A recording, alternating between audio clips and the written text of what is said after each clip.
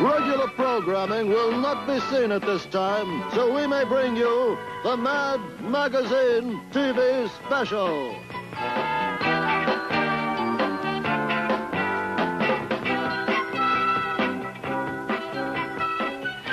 With the automobile manufacturer of the year, the Academy Awards for parents, Mad X-Raving,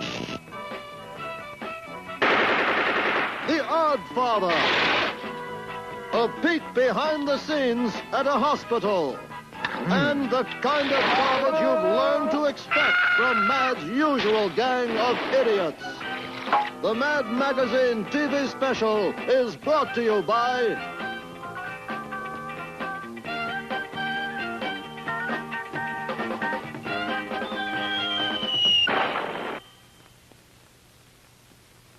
Hello there. I'm Howard K. Bluntly, speaking to you from Detroit, Michigan. We're here for another interview with people who make America great. Our guest today is Mr. Edsel Lemon, the famous industrial tycoon who was recently named as Mad's Auto Manufacturer of the Year. Well, seeing all these new cars rolling out of the plant, I'd assume that business is very good these days, Mr. Lemon. No, business is very rotten these days. Those are last year's cars rolling back into the plant to have their mechanical defects fixed. Some layout, huh? We've got 38,000 men working on the assembly line. 15,000 engineers designing expensive new accessories, and one kid who comes in after school to work on our anti-pollution device. This is the bumper section. Oh. Those men are about to attach a bumper to a car. Well, I had no idea a bumper was so heavy that it takes 6 men to carry it. Oh, no, that's not because it's so heavy. Those 6 men are carrying it as a safety precaution. It's so brittle, if they ever drop it, it'll shatter into a million pieces. This is our accessory department, where we design all the innovations like these power seat covers, the electric ashtrays, and the Spiro Agnew dashboard clock. I see. And who needs these accessories? Our dealers. How do you expect them to get rich if they can't sell at least $3,000 worth of accessories to go with every $2,000 car? And that man, I take it, is trying to make some new accessory from transistorized components? No. He's double-checking the fine print in our new car warranty to make sure that everything that could go wrong is always the customer's fault. Hop in, I'll take you over to the proving grounds where we're testing the prototypes of our new models. Fine. Every model prototype must successfully cover this very dangerous obstacle course. Now, the test driver starts the car at the top of that hill there and rolls it nearly 500 feet to the bottom. But I don't see any obstacles. Are you kidding? That's enough of an obstacle. If our prototype can go 500 feet without falling apart, we put it into production. Now, I'd like to show you our safety research department. Well, you've certainly got it in a beautiful building, I must... No, this isn't it. This is our executive indoor golf course. Safety research is over there. This is George. He's working on new safety belts. That's right. As you know, the average car has 2 safety belts in front. Well, we've added 5 more belts. One runs from the dashboard to the rear window, one runs from the engine to the trunk, one runs from the roof to the floorboard, one runs... Those 5 extra belts should really make passengers safe. Oh, who cares about passengers? We're using them to hold the car together. What about the pollution problem, Mr. Lemon? What are you doing about exhaust fumes that foul our air? I'm happy to report that next year we are doing something. We are following the lead of cigarette manufacturers. You mean like putting a filter on the end of the exhaust pipe to trap the dangerous gases? No, like putting a sticker on the side of every car. Breathing in auto exhaust fumes may be hazardous to your health. Then, basically, you don't go along with Henry Ford's idea on automobile production. Who's Henry Ford? Well, he discovered that by keeping the same design year after year, he could afford to sell cars for $300 each. No wonder I never heard of him. I don't associate with commie radicals. Come on, I'll drive you home. Fine. I've been looking at ads for your cars, and I hate to say it, but they're misleading and deceptive. Deceptive? Did you say deceptive? Deceptive. What are you talking They about? say your cars are durable and dependable. You just showed me your cars, and they're neither durable nor dependable. Oh, I know, but what difference does that make? Even if we made good, fast, dependable cars, who'd ever know it when there's no room for them to move anyway? I see what you mean. This is Howard K. Bluntly signing off.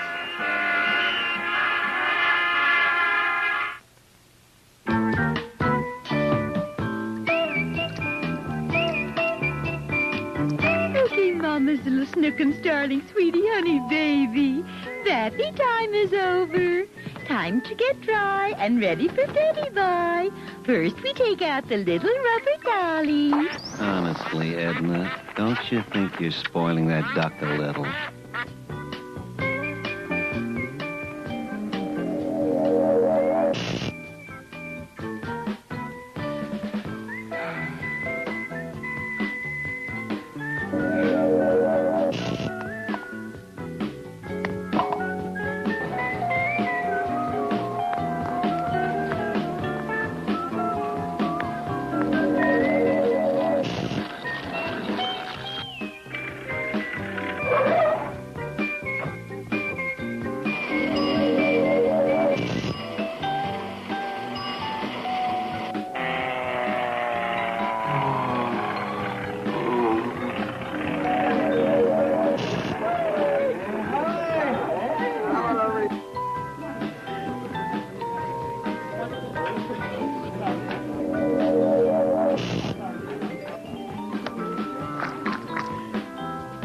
Did you hear about the new trailer camp they opened up about 5 miles down the road? It's a heck of a lot nicer than this place. I'm moving down there. Really?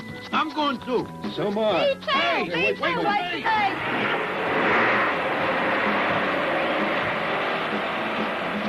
Well, there goes the neighborhood.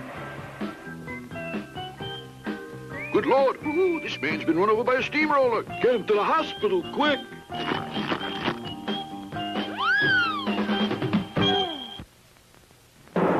Ladies and gentlemen, welcome to Mad's Academy Awards for Parents.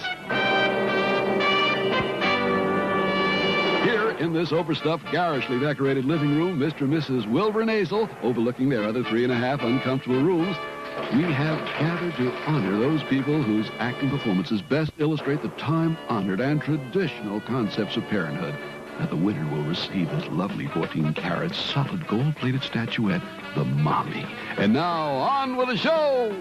The nominees are, for Best Supporting Actress in a Teenager's Sloppy Room, Mrs. Elsie Gladbuck for her memorable performance in You're Just Impossible. What do you think I am? Your personal maid? You think all I have to do is pick up after you? Your friends should see how you keep your room. I'll bet their rooms are neat. I'll bet their rooms are clean. I'll bet their rooms are worse. Don't change the subject. It's your room that I'm talking about. For Best Adaptation of an Original Getting Rid of the Kid for the Summer Routine, Mrs. Alice Corker for her heart-rending scene in It's You We're Thinking Of. Darling, your leaving hurts us more than it hurts you. How do you think we'll feel all summer long without our little man around the house? But don't worry about us. We're happy to sacrifice so you can have a wonderful summer at camp. But what if I hate camp? You'll write us all about it while we're in Europe. For Best Original Score in the typical coming late for supper song and dance, Mrs. Hortense Inlay for her inspiring number in I Could Drop Dead for All You Care. What do you care that I sweat all day over a hot stove? You were supposed to be home half an hour ago. Instead of waltzing in late, you should get down on your hands and knees and be grateful you have such a devoted mother. Well, this is the end. For all I care, you can eat your dinner cold. What are we having for dinner? Tuna fish salad. For special effects in the You Kids Today Have No Respect for Money category, Mrs. Phyllis Freeble for her touching performance in Upset? Who's upset? You think it bothers me that you play football in your brand new suit? You think I care that it costs $65 of your father's hard-earned money? You think I'm upset that it'll take $15 or $20 to reweave it? You think I'm disturbed that you disobeyed my orders? You think I'm angry? Gee, Mom, I knew you'd understand. The winner is Mrs. Richard Klaus for her brilliant reversal in I Get No Help Around Here. Who do you think you are, the Queen from Sheba? Is it beneath you to help with the dishes? Are you afraid you'll soil your dainty little hands? Well, from now on, everyone in this house does her share, or else she can move out. Whoopee! I'll move out. Don't you get sarcastic with me, young lady. Well, that's it, folks. As Mad's Academy Awards for parents draw to a close, and the recipients and hopefuls rush for the exit so they can get home quick and start screaming and raving and carrying on, trying to qualify for next year's coveted awards, we bid you all goodbye. Bye!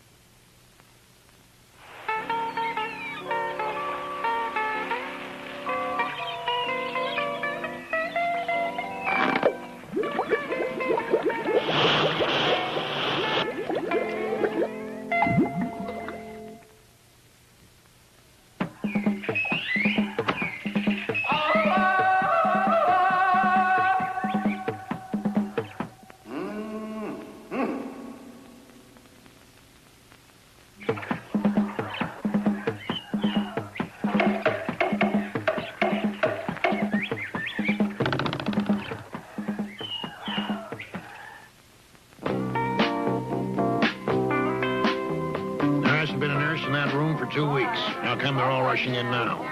It's tip time. Nurses can smell patients who are checking out a mile away. I guess you're right. 4 of them are from another hospital. The heart patient in 413 just had a serious relapse. What happened? Well, he rang the button over his head for a nurse, and one actually showed up. Miss Fuddle, you've got the name tags on these babies all mixed up. Now we'll never know which infant is which. Don't worry. The mothers will never know either. Hey, who put a lock on this bathroom door? Bathroom doors in hospitals are not supposed to have locks. I know. They're taking all the fun out of nursing. Now how can we walk in unexpectedly and embarrass the patients? Ready to operate, Doctor. Okay, Mr. Gumbill, now just drink this glass of whiskey and bite down on this bullet. We'll have that little old gallbladder out in a jiffy. Maybe I better check the credentials of this new anesthesiologist. How awful. If only he could have held on for another hour. Why? Is his doctor coming? No, we could have charged him for an extra day. Nurse, what's the idea of allowing Mr. Fulbus to fall asleep? You know he's supposed to have the medication I prescribed at precisely 8 p.m. I'm sorry, Doctor. It won't happen again. Okay. Now wake him up and give him the sleeping pills. I gave the patient lunch and he threw up. Well, that's not unusual, considering the food in this hospital. Try feeding him intravenously. I did. And? His vein threw up. Melissa? Come on, try again. Now, this has been going on for 3 days now. Why can't you admit this patient? Well, he hasn't been able to tell us his Blue Cross number. But these charges are ridiculous. $30 for a box of Monogram stationery and $250 for a donation to your new Sarah J. Fingerhut Memorial Pavilion. But, sir, one of our solicitors sold these to you right after you came up from the recovery room. I don't remember that at all. Of course you wouldn't. You were delirious at the time. How dare you charge me for a private room when my bed was in the corridor? Because yours was the only bed in the corridor. Where are you going with that garbage? I'm taking it out to dump it. Idiot. That garbage isn't garbage going out. That garbage is food coming in.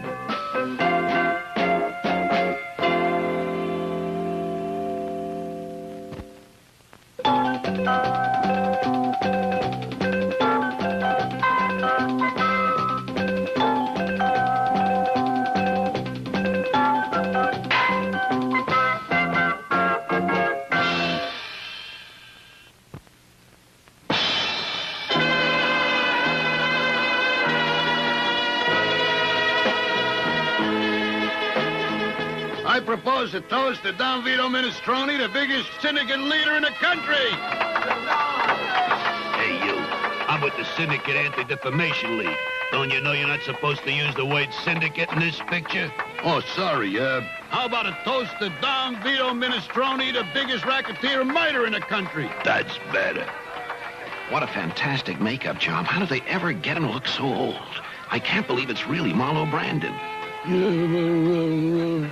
Oh, yeah, that's Marlo Brandon, all right. Oh, Papa, I'm so happy on my wedding day. Why aren't you happy, too? Why do you look so pained? Do you think it's easy to see a little girl grow up? You think it's easy to give her away to another man? You think it's easy to talk with 8 pounds of cotton in your cheeks? What's on the agenda today, Haven? There are people waiting to ask favors of you. Okay, bring them in one at a time and have them pay their respects to the Oddfather. This is Mr. Bongiorno. Donna Minestrone, I kneel and kiss your ring. So far, so good. And I grovel at your feet. Not bad. And I lick your left shoe. Okay, now show some respect. Dear and illustrious Oddfather, manipulator of the world, the government's most exalted of the personages, hallowed be thy name. Beautiful. Now what can I do for you on this holy occasion? I want you to rub out the 2 lousy thinks. Okay. Oh, Donna Minestrone, how can I ever thank you? Swear to me on your mother's grave that when I ask you for a favor, you will grant it. Mother's grave? My mother, she isn't dead yet. Just remember that when I ask for a favor. Now crawl out of here, others are waiting. Number 2, who got number 2? This is Angie Maggio. Santa Lucia! Santa Lucia! It's a miracle, a miracle. What's a miracle? I just met the only Italian in the world who can sing. What can I do for you? There's a great part in a new movie that I want, but the producer won't give it to me. Haven, tell the producer to give Mr. Maggio the part or I break his back. Oh, thank you, Oddfather. Santa Lucia! Santa Lucia! Haven, tell Mr. Maggio to stop singing or I break his mouth. I'm worried about Plazzo. I think there's going to be bloodshed between his family and ours. Hey, look at the big car barreling down the street. Maybe it's them. Don't worry, that's not them. Don't worry, that's not them. Now you can worry. Is he dead? Did those 2 hoods in the big black car gun him down? Well, not exactly. When they got within 50 feet of him, a mugger who was stealing a woman's purse ran into the path of a hijacked truck going the wrong way at a one-way street, which swerved into a drug push, a stolen motorcycle, and they all fell on top of him. In other words, he died of natural causes. Natural causes? In New York, that's a natural cause. Hey, wait a minute. He's not dead after all. He's trying to speak. What's he saying? It's hard to tell. He's hurt so bad he's mumbling, so I can't understand him. I got news for you. He talks like that when he's not hurt, too. How's my father, Doc? Well, he's retching, and he's gasping for breath, and he's moaning a lot. He's fighting for his life? No, he's fighting for an Oscar. It's me, Micron. How you been, son? Fine, Pop. I'm engaged to a swell girl. I'm tops of my class at law school, and in my spare time, I work for United Charities. I'm sorry I asked. Oh, Pop, don't start him again. I mean, just because I believe in law and order. Get out of here with your dirty mouth. But, Pop... Get the stranger out. Bring me his sons. Papa, sometimes you get me so angry, I'm afraid I won't be able to control myself. Because you know what I feel like doing right now? I feel like killing you. I feel like killing my own father. Hey, my boy's gonna be all right. Micron, with Pop in a hospital and his gang war going on, we need you. It's time you join a family business. But, Silly, I have great aspirations. I'm going to be a governor or a senator. Listen, kid, if you want to be a big-time criminal like a governor or a senator, you got to start at the bottom and wake yourself up. We want you to meet Plazzo in Charlie's restaurant. The way I see it, Micron, is if your family wants to stay healthy, you better come in on a narcotics deal, huh? Hey, what's the matter? You looking nervous. Me? Oh, no, I'm not Plazzo. Mr. Nervous. I mean, Well, what's with you? Now where you going, huh? Oh, I'll be right back. I just got to go to the gun room. The men's room. I mean, I almost blew it. Oh, boy, am I scared. Now, where did they stash the gun? Maybe left me a message. Hey, here's something written on the wall. Here I sit, broken-hearted. No, that's not it. Ah, got it. Okay, now all I gotta do is remember what they taught me. Walk out calmly, go up to Palazzo, shoot him twice in the head, drop the gun, and leave. That's simple enough. Be calm, be cool, and above all, don't panic! What happened? Some maniac came out of the men's room firing a gun. Looks like he shot everybody in the place. Everybody but Palazzo. How did he get it? From complications brought on by eating too much scungili, veal parmigiani, and lasagna. In other words, he died of natural causes. Natural causes. In an Italian restaurant, that's natural causes. It's great to have you home again, Papa. And I got good news. Micron took care of Palazzo. My little boy's first killing. I'm so proud of him. Remind me to have his gun bronze. Where's he now? In Sicily, waiting for the heat to die down? No, in the bathroom, waiting for his stomach to die down. Hey, you dumb tomato, how can you serve me this slop? I told you I wanted chicken tetrazzini, pepperoni, ravioli, vermicelli, manicotti. I know. But for breakfast? What's that, Kenny? Golly, beat you up again? That dirty fink, I'll kill him. Hold him till I get there. What? I don't know how. Hit him over the head with a lamp or push him down the stairs. Just don't do anything rash. Why are we following Cindy? Don Minestrone suspects Carly is working for Linguini and may be setting Cindy up. So we gotta protect him and, too late. Poor Cindy. Papa knew it would happen to him one of these days. Papa warned him so many times. You mean that Don was right? Those were Linguini's men in disguise? No, they were real toll collectors. Papa must have told him 1,000 times, never go up to a toll booth with a $20 bill. I call this meeting of all the families because my heart is broken. My son Cindy's dead, and my boy Micron has been in exile in a bathroom for 6 months. Now, between us, we control the nation's gambling, prostitution, narcotics. Without us, this whole country would come to a standstill. I say it's time to get this country moving again. This war must end. We must stop destroying each other and start destroying us plain ordinary citizens again, like normal American businessmen. Agreed? Agreed. Agreed. Yeah, agreed. I got to do that, too. You only have to kiss him. You don't have to marry him. At last, there's no more war between the families, and now I can live to a ripe old age in peace. You chased me, Grandpa? Of course I chase you, Angie, my little grandson. And then we will play some syndicate kiddie games like hide and think and cops and good guys.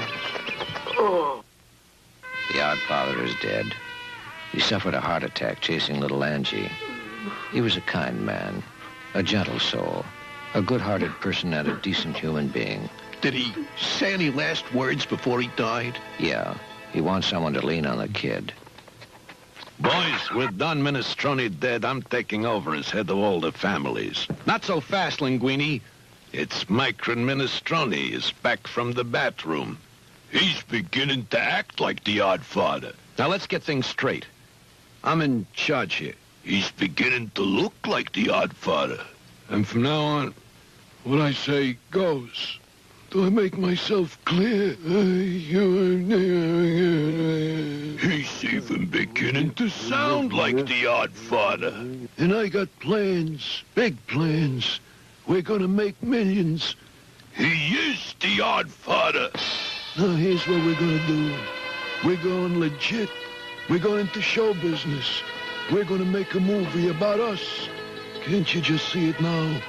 Theater owners everywhere will show it, or else. Yeah. Critics everywhere will love it, or else. Yeah. And people everywhere will be standing in line waiting to see it, or else. Yeah. And it will win an Academy Award, or else. Yeah. Now, we'll start the movie off at my sister Connie's wedding, and then what'll happen?